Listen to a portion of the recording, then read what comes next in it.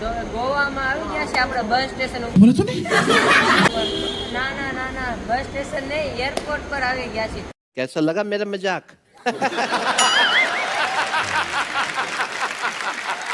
આપણને ખબર ન હોય ને કે આપણે બીજી વાર ફ્લાઇટમાં જવાના છીએ. अच्छा.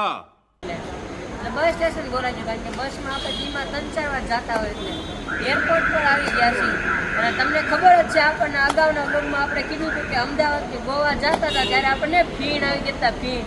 આજે અમારે એ જ વસ્તુ છે, પણ આજે અમારા સામાનને ફીણ આવી ગયા છે. અમે અહીંયા એરપોર્ટ પર આવી ગયા છીએ અને અમારો સામાન હજી જે હોટેલેથી નીકળ્યો છે, એક ભાઈ લઈને આવે છે, ખબર નહીં ક્યારે આવે. देखा आपने लापरवाही का नतीजा है.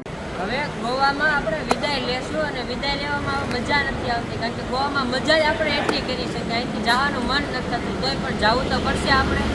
ત્યાં મજા કરી, આ હા કપડાં જો ફૂલડાવા નારિયેળી, આ ચડ્ડા તમે જુઓ, આવા કપડાં આપણને અમરેલી પણ પહેરવાનું મન થશે. ત્યાં આપણે પહેરી તો શકીશું નહીં અને કબાટમાં હંકેલીને મૂકી દેવાના છે ધોઈ.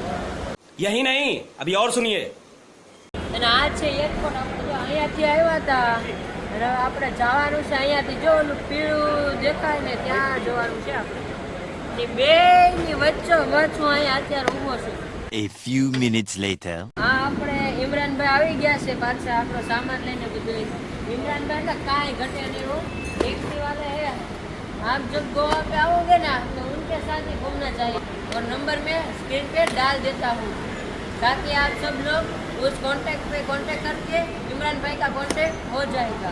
और अगर तुम लोग नए हो तो सब्सक्राइब करो, वो जो लाल वाला बटन है उस पर फूट फेंक के मारो या फिर मोमबत्ती, मुझे नहीं पता, बस क्लिक हो जाना चाहिए.